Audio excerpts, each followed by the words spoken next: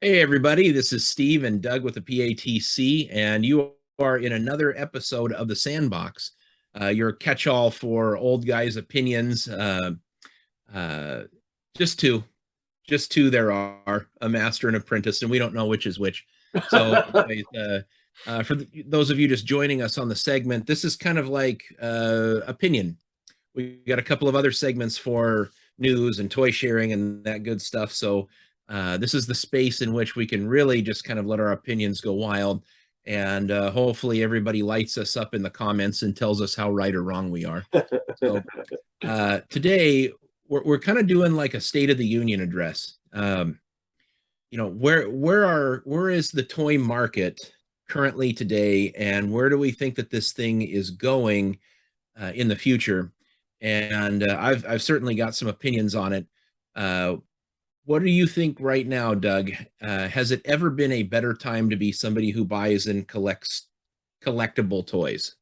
The only other time I can think of is back when these toys were hitting the shelves the first time in the 80s. It's we've never had the toys available to us all at one time that we actually truly really wanted and were able to get our hands on. It really is a good time right now to be a toy collector, especially if you are a lover of any of the 80s franchises. They are revisiting and hitting those hard. They're really pushing that nostalgia button. All of the toy companies are doing it. Yeah, And I mean, so, we're really getting a lot of like retro packaged and inspired product, and then we're getting updated for now version. yep. So I mean, we're living it's like the best of both worlds right now. If you're a toy collector, you're getting things like Masterverse, stuff from the new Netflix thing, Yep. but then you're getting all these classic characters too, and then you're getting Origins, which is a full-on retro inspired line. Absolutely. So I mean, like there for the things we love, there's never been a better time for like a jump on board and to buy some of those memories back to get. No, I mean it's one of those things where uh you don't feel well. The collecting aspect of it has been way more embraced these last couple of years as an adult thing to do, and you don't feel like the weirdo going into the toy aisle anymore. You actually find other weirdos that you can talk to in the toy aisle. And I And do. so and you actually do. But it's great being able to walk in there and see the toys back on the shelves, and being able to hit that inner child again, to be able to be excited about these things. So right now, as today stands, I think that you couldn't pick a better time to be a toy collector. Yeah, the market right now for the vintage stuff is super hot. And you got some crybabies. Well, if they do reissues, my old stuff won't be worth more. Well, you can get off your little gatekeeping soapbox there. Let us have our frickin' memories back. And no, it isn't. Because have you ever seen a worse time to buy a effing G.I. Joe or a part to complete one?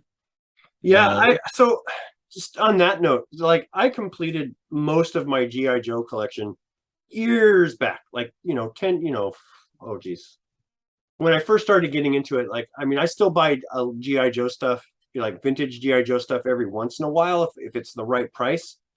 But when I was collecting GI Joes and putting them together, I was trading with people. I was, buying them, dollars,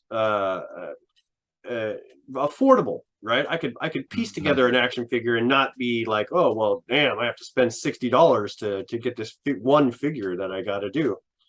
yeah. So I was lucky in that respect, where I started doing all of that before all these huge prices. Like, we'll use GI Joe as an example. Like, you could go back and have like a figure that we would have considered like a $14, $15 figure back in the day. We're talking upwards $40, $50 for like a standard Joe figure. Oh, yeah. Yeah. Not even with accessories there, Back in Steve. the early 2000s, up to about 2008, 2010, You could get like a complete beachhead for 12 or 14 bucks. Yep. Good luck. I Yep. mean, that's like now a $50 or more figure all day long, complete. More than that, especially if you can find one that doesn't have the crotch broken out of it. I know. And another good comparison is all the crybabies about these O-ring Joes that have been coming. They're not perfect to the old ones. The packaging's a little bit different. But man, you hold that in your hand, and I mean, that feels like G.I. Joe you had as a kid. It Do does. you think for a second that Snake Eyes and Storm Shadow hurt the value of Snake Eyes and Storm Shadow? No, not at 0. all. No. If anything, they're now more expensive, and everybody's Storm Shadows are yellowing up, and they can't keep them crispy white. And you're $100 for a yellowed Storm Shadow complete with the nunchucks and crap. I mean, it's don't tell me that that's hurting it. If anything, that's fueling the desire more. Absolutely. For vintage collectors. So I mean, the market is just insane right now on anything vintage. Masters of the Universe. I used to, when I was buying and selling He-Man to help like subsidize and complete my He-Man collection, I would sell like a complete original He-Man for 15 or 18 bucks in good shape. It's $85 figure now. I mean, easily, come on. Easily on the low end, $85 figure. And that doesn't even have to be a perfect like mint figure. Like he could have some yellowing in the face. He can have some paint rub on his from his harness. I mean, like anything. I mean, like, and we're still talking that. So yeah. And heaven forbid you want to put him with Battle Cat, right? Like, geez. Yeah. So like today, the heartbeat is super strong, I think, for the collector for our age. Yeah. Because they're making like Black Series style, which obviously doesn't really appeal to a 5-year-old. So, I mean, they know their market for today. Now, on the flip side of this, it's probably almost never been a weaker time for offerings for children. When you think about this, like what is that Cyberverse, the Bumblebee one, or a Buzzworthy Bumblebee, where they've got the scaled back Transformers. Right. That stuff doesn't have a lot of room on the shelf. There's not a lot of like gigantic figures that go with that, like what would be the Fortress Maximus or Scorponok back in the day. That line is really pared back. We don't see a lot of play sets unless it's like a guaranteed giant thing attached to a blockbuster movie. And even then, not tons of vehicles and play sets. Right. So this collector's market is exploded. And when you walk down the aisle at Walmart, like 60% of the stuff's all for us. Yeah. So that's got me really concerned because, when you were a kid, you would look on the shelf and you would see 16 facings for Masters of the Universe, 16 pegs of figures, 4x4 or something like that on the gondola racking. And then you would see a half dozen vehicles in a big play set. We are not seeing that now. No. For kids. Well, and in a little bit, we are. So when I'm walking down the toy aisles, I'm trying to pay attention to the things that are not specifically aimed at the adult retro collector. And I'm talking about things like Fortnite. I'm talking about things like the new Masters of the Universe, the new Batman, the new WWE figures. Those things are sitting on the shelves. I could walk into any Walmart right now and go and find a Fortnite, a Roblox, a Batman. I could do that all day, every day. But I can't walk into a Walmart and find, retro G.I. Joe. I can't walk in and find, He-Man Origins. I can't walk in and find the retro Star Wars, because those are the ones that are jumping off the shelves because they're aimed at us. We know what we're looking for.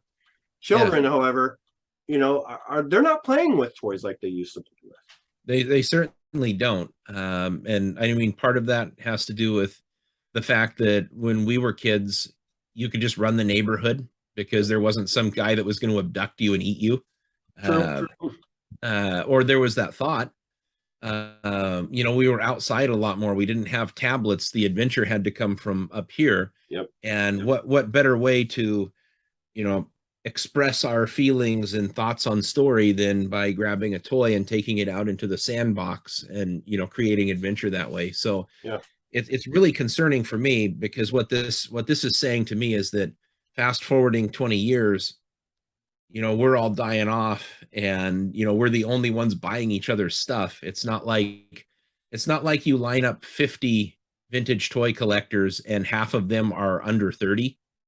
Right. You know what I mean? Some Well, of some of the younger ones might have played with secondhand toys when they were kids and wanted to have them, but this market is really driven by like this mid 30s through probably into their 50s collector group that's buying up all of this stuff. So well, I what mean, happens? there are things that are on the shelves that are getting kids excited. Like I know that the Lego aisles are always very popular with the kids. So the kids are still playing with Legos. They're getting back into board games and stuff. I just don't know. Like if I'm looking down the line, say another 20 years when we hit our 60-year mark, right? Uh, past well, past I 60. was Yeah. trying to be generous. Yeah. But I see the toy aisles not being very expensive as we're seeing today, or even anywhere near what they used to be. I see them getting smaller and smaller, and us moving more towards the made to order, pre-order, order online type of toy department. So that's Yeah. where I see us going. And you look at the rollout for Marvel right now. You look at what's out there, like the last Thor movie, very Mhm. conservative line, like a very small line for the kids. And then, you obviously had what is that, the um crap, what do you call them, the Marvel Legends. Marvel Legends, yeah, the I smaller love versions. Marvel Legends. I'm getting old. Yeah, but look at uh who's buying most of those Marvel Legends. It's but that's people like that's you the and me. adult collector, right? That's us that get Marvel Legends. But the actual kids rollout is very small. There's something Yeah. out right now. I think it's called Mech Armor, Hmm. that features like this. It's almost like Iron Man married some superheroes and supervillains, and this was their children. Uh, that line is clogging shelves in my stores. Mhm. Nobody is buying those toys, and that is a line that it's obviously aimed at like the younger consumer. So for me to see that, I mean, that's super concerning, that It these is. days where you walk down the aisle at Toys R Us and there was 8 feet of GI Joe, because that's how big and popular it was, you find 8 pegs for the newest Pixar movie. Mhm. So it's Full, and they're full. yeah. No, nobody's buying them. There just isn't. There's no variety. Um, a few things, like you might see a play set for something like Fortnite come out where they think it's a big hit, or a medium-sized thing for Star Wars, like a diorama, or a part of Moss Eisley or something as a play set. But all that big stuff is always like online exclusive, and it's Exactly. it's for us to purchase from Hasbro for us, or if we're dumb enough to spend $200 on a Razor Crest for your kid who's going to lose every part, then Yeah. uh Well, I mean that was part of what we did as a kid. I mean, how many pieces of the Millennium Falcon did you drop in the backyard? I mean, I'd rather have them play with it and enjoy it and have it be a part of their childhood, so that way they can bring it into their adulthood like we did and still find that joy in them. But I have a fear that the love for toys is dying. Uh, it feels like it's alive. It feels like it's going, but I have a feeling like the older we get, the less and less it's going to be. yeah, I mean, I think that this boom period that we're in right now for collectors, this is going to be a time-stamped deal. Mhm. And as we get older and we stop collecting toys, or we start dying because we have bad diets and all kinds of other horrible habits, uh, I really do feel like that toy aisle, just, like what's considered the boys' toys, the Mhm. action figure aisle, there will no longer be a need for 32 feet or 40 feet of toys. It might go all the way Right. down to 20 and have one section, Yep. because they will have already figured out you can only sell Ninja Turtle reissues so many times, and Well, half the people that want them now aren't buying them. So no. That's what I'm saying. Like for right now, as a toy collector, you could not ask for a better time right now. Oh, most Um, definitely. but in the future, it's definitely going to be something that scales back considerably, I think.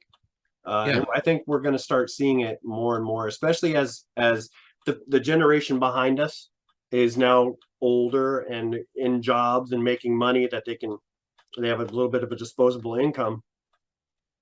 They're going to start looking for the things that they liked as a kid, and they're going to start wanting the reissues of those. And so our toys that we're paying for now are going to start being. We're going to see less and less of those, and we're going to see more, Tamagotchi, or we're going to see more Pokemon, or we're going to see It's whatever. it's just And all going to be, on tablets, and you're going to be stuck in someone else's sandbox. And yeah, as kids will be playing by themselves instead of together in person, mm-hmm. where you cannot be a complete douchebag to each other like you can on the internet. Yeah, I got something here. I was trying to figure out what segment to share this in, but it seems appropriate because as we're talking about like the adult collector market mm-hmm. and how these big companies are trying to tap the market because everybody wants a piece. I'm going to show you something that was put on my desk this morning, Okay, and I could not believe that this was what it turned out to be. all But right. have you seen these? What? No, what is that? Well, it's a hollow piece of plastic and there's Mm-hmm. paint on it. It says McDonald's on the shirt. Right. It looks like Stevie Wonder did the paint apps. Yeah. Okay. So this is McDonald's idea on how to kind of tap the adult collectors market. What? This comes out of what they are referring to as the adult happy meal. That thing? Yes, and I'm not shitting you, Doug. An adult's happy meal. That's what this is. I guess it's like a sandwich and some McNuggets, fries, a drink, and you get a toy for grown-ups now.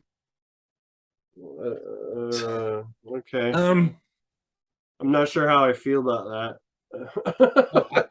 I do, and I can. It's like inflammatory to my bowels. That's how I feel about it. So you're telling me that knowing right now, you know who this is targeted at. This has got to be the like 30 to 50s. Uh, I am very shocked that it wasn't just another Beanie Baby or something that they stuffed in there because I mean that's one that they kind of got right. That was all grown-ups with Beanie Babies. It wasn't no kids caring about some beanbag stuffed animal. But I do have to question. I get that we're limited on budget on what we can do. This guy has no articulation. It is extremely hard plastic. It's not a bobblehead, so we know that those people aren't getting theirs. I Are you have I telling have me no that? desire to have that Okay, at all. okay, so you know that you're trying to cater to the adult collector to get a piece of the market, and you're not doing something like this. Hello. I'd buy Happy Meals all day, every day if we had some kind of something like that. That'd be the only thing making me happy to eat McDonald's crap. Okay, because that stuff is just like, man, Oh man, you know, no, we that's eat there. garbage. We eat there because of Victor's milk allergy. They're too cheap to put milk in half the stuff that they make. But boy, swing and a miss, No, whatever they that did is. not. They don't understand the adult toy collector, the adult nostalgia collector. That, or else they would have had something completely No. different. So I didn't Uh, want to get through this thing tonight without showing you that. Um, I don't believe that's the future for collecting right I there. I hope don't think not. it's the now or the future. I could be wrong. Watch like this thing that I'm like callously throwing around goes for like $700 on eBay right now, but Throw it I in a doubt box, let your grandkids find it and get rich. like any other McDonald's toy. But yeah, so I mean, things are targeted at us, but it's almost like nothing's happening to re-engage children Yeah. and create that mania that the 80s created with all of those great properties. Well, So I mean, it's a little troubling to me. are there age appropriate cartoons that are being like targeted towards the 8 to 12? Or are they all freaking Paw Patrol and whatever? Like, I don't know. It just, Well, so I don't feel something like that kind any of of also our. strikes me. Uh, Am I still there? yeah, yeah. Okay. It's you're breaking up a little bit, but I can still hear you. Okay. So No. I think you're onto something with this whole like toy and cartoon connection. Mhm. Because Victor watches some stuff that has no toy support. Yeah. Yeah, I mean the things that he likes, it's just this, cartoon, and you cannot walk down the toy aisle and get the thing from the cartoon. So where are we misfiring there? Well, I feel like toys and cartoons are totally connected. They they should be hand in hand. They should be Yeah. something that and I don't know why people feel that this is a bad thing or we don't want to do whatever with their minds, but no. Cartoons are something you watch as a kid and go, oh, I want to go and have this adventure now with so and so. And you go to the store, and there was nothing more exciting than walking to the store and finding your favorite character as a toy on the shelf from the cartoon that you just got done watching at home. Um, and they don't have that Uh-huh. connection these days. They don't have it. Yeah, I mean, I was just telling my wife Nicole, uh, we were kind of having a similar discussion to this, and I said, when I was a kid and Transformers came out, and I think I've told you this story that I was so excited I couldn't even sit through the first episode of More Than Meets the Eye. I had to get up and run outside and pretend I was a Transformer. That's how awesome that was. Yeah. I, I had Matchbox cars that I pretended were Transformers characters.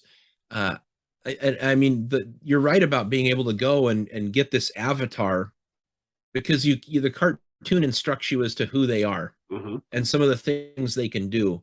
But when you have that toy, you now have the freedom to create brand new adventures and put them into scenarios with other characters. And you just really do not get that when you pick up some No, tablet well, and and play itself is a very instructive part of our upbringing.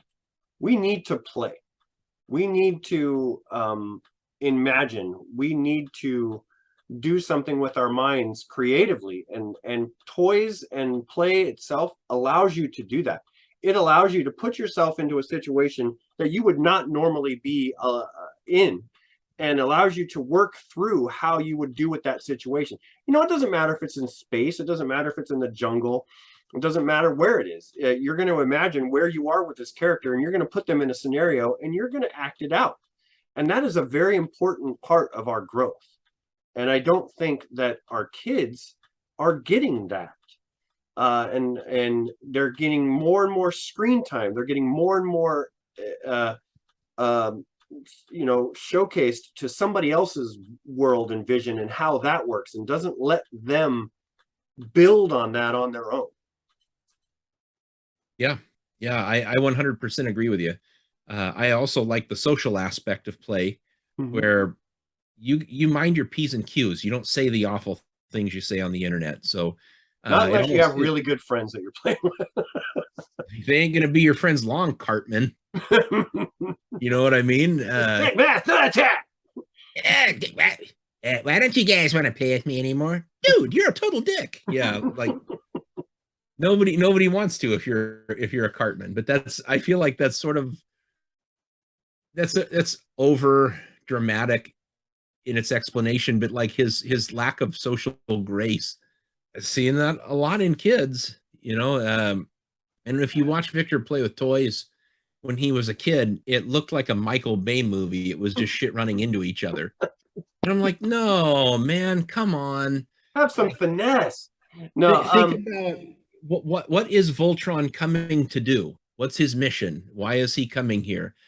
Who's his bad guy? Instead of just like squealing and bashing two pieces of plastic together. Thanks. I watched Michael Bay piss on my childhood and got enough of that.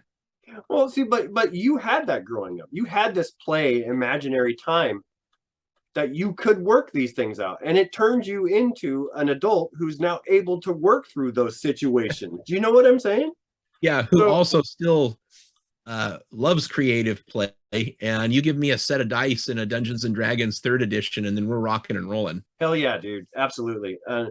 I think, remember what it was like to have a friend, like you were excited to go over to their house to play with their toys. Yeah. And you talked to each other and you interacted with each other and you became friends based over what toys he had and what toys you had.